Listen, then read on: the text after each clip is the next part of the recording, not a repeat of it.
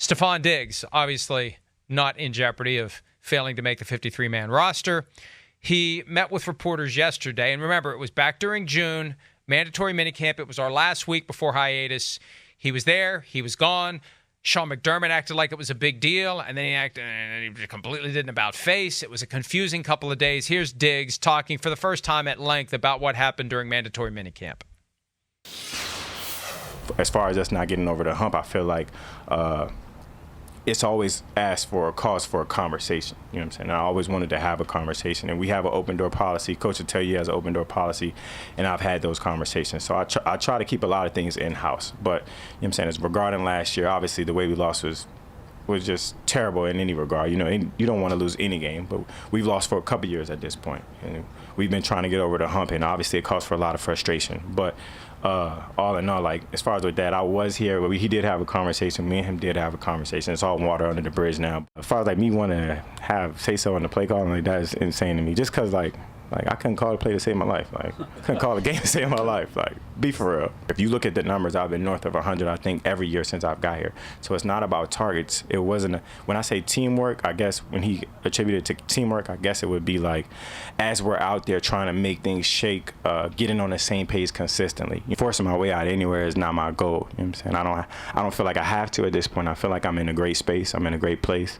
I'm loved and I'm appreciated. I feel like we're on the same page and moving forward. That's why I said, like, it's all water under the bridge. Like, you know, I know y'all haven't spent too much time with me this offseason, and I missed you guys too, but, you know what I'm saying? You know what I'm saying? But all is well. All is well in the Mafia household. All is well in the Mafia household because they're 0-0 and they've cleared the air and they've tried to resolve their differences and they've tried to get on the same page. But there's nothing like a schedule chock full of difficult games and inevitable adversity to potentially cause what happened last year to happen again. I mean, we saw what we saw. He did what he did. Something caused Sean McDermott to tell him to go and leave on the first day of the mandatory minicamp, and then seem exasperated and say he was concerned that Diggs wasn't there that same day. So this isn't some trivial little bump. It's in everyone's interest and it's the old nothing to see here. That's the unofficial motto of the NFL. Sure. Nothing to see here. We don't want this attention. We don't want this pressure. Let us work this out. We will be fine until we aren't fine. Yeah, no, I mean, you're right. He's going to do and say the right things right now. And, the real test will be when, they lost 2 weeks in a row, or he didn't get the ball as much as he should, and they've lost a few games. Is it all going to be still held together at that point? I think that's going to be the ultimate test, right? But seems like all's good for them right now. There's one thing he said I thought that was interesting to me, talking about getting on the same page consistently.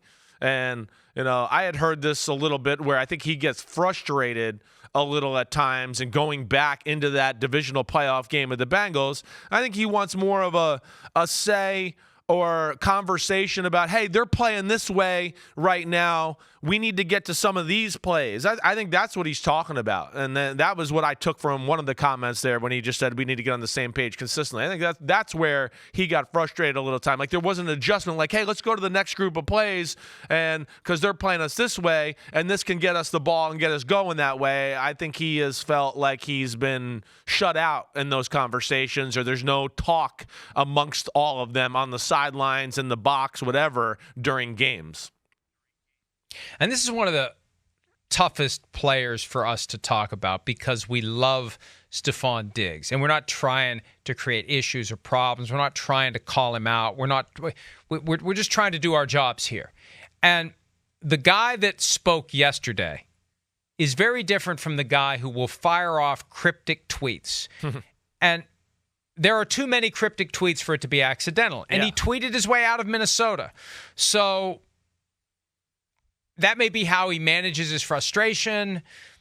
He has different thoughts late at night, and he just feels better if he does that, and it just allows him to process it. But we can't just act like that doesn't happen.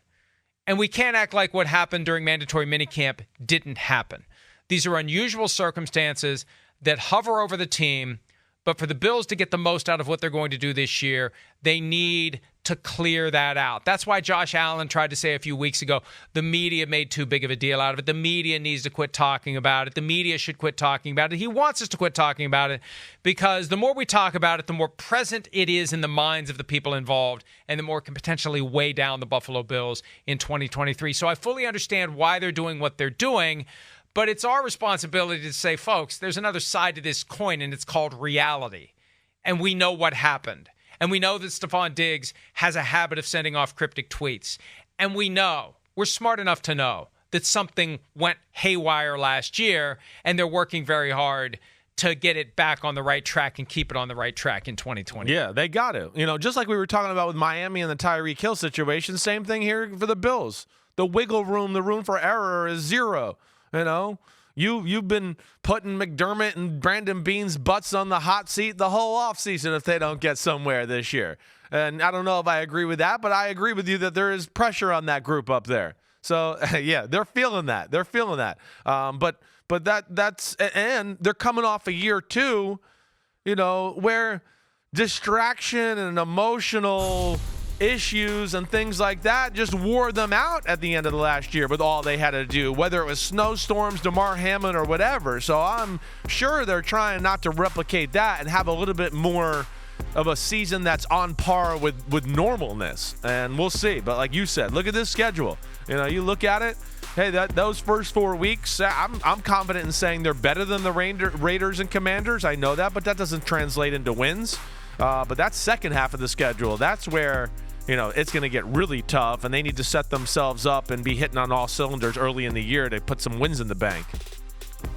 Every team in the AFC East plays every team from the AFC West and every team from the NFC East, in addition to playing each other twice. Tough schedule for all 4 teams in the division. Hi, it's Mike Florio. Thanks for watching PFT on YouTube. Hit subscribe for the latest news and analysis from Pro Football Talk.